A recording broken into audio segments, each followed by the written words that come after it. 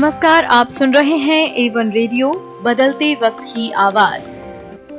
A1 radio में हम आपके लिए लेकर आए हैं देश भर की कुछ चुनिंदा खबरें।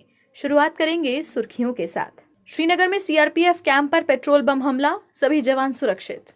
इजराइल में रॉकेट हमले में जान गंवाने वाली सौम्या संतोष का पार्थिव शरीर भारत लाया गया, केरल में होगा अंतिम संस्कार। अगले 2 महीने में खत्म हो जाएगा वैक्सीन संकट, जानिए एम्स डायरेक्टर रणदीप गुलेरिया ने क्या कहा। ममता बनर्जी के छोटे भाई असीम बनर्जी का निधन, कोरोना संक्रमण से लड़ रहे थे जंग। पश्चिम बंगाल में कल से 30 मई तक संपूर्ण लॉकडाउन, केवल जरूरी सेवाएं रहेंगी जारी। श्रीनगर के पुराने शहर में शुक्रवार रात सीआरपीएफ के कैंप पर पेट्रोल बम से हमला किया गया। अच्छी बात यह है कि हमले में किसी भी तरह का नुकसान नहीं हुआ है, सभी जवान सुरक्षित हैं। अब इस हमले का सीसीटीवी फुटेज भी सामने आ चुका है। इसमें साफ देखा जा सकता है कि एक नकाबपोश व्यक्ति ने एक के बाद एक 2 पेट्रोल बम में आग लगाकर सीआरपीएफ जवानों के कैंप की तरफ फेंक दिया। सराफ का दल में सीआरपीएफ की 23 बटालियन तैनात हैं। हमलावर की अभी तक पहचान नहीं हुई है। पुलिस के अनुसार जांच के दौरान कुछ अहम सबूत हाथ लगे हैं और जल्द ही हमलावर को गिरफ्तार किया जाएगा।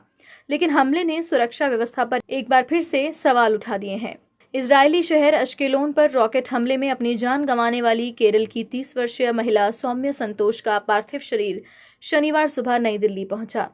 विदेश राज्य मंत्री वी मुरलीधरन और इजरायल के डिप्टी राजदूत रोनी येदिदिया क्लेन ने सौम्या को श्रद्धांजलि दी। राज्य मंत्री मुरलीधरन ने शुक्रवार को कहा था कि रॉकेट हमलों में मारी गई सौम्या संतोष के पार्थिव शरीर को इजरायल से दिल्ली होते हुए केरल लाया जा रहा है।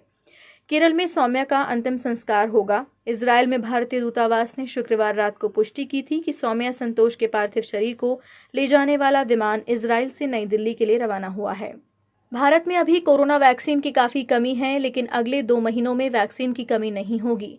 एम्स डायरेक्टर रणदीप गुलेरिया ने कहा है कि संभवतः अगले 2 महीने में टीके बड़ी मात्रा में उपलब्ध होंगे, क्योंकि वैक्सीन बनाने वाली कंपनियां भारत में उत्पादन करना शुरू करेंगी।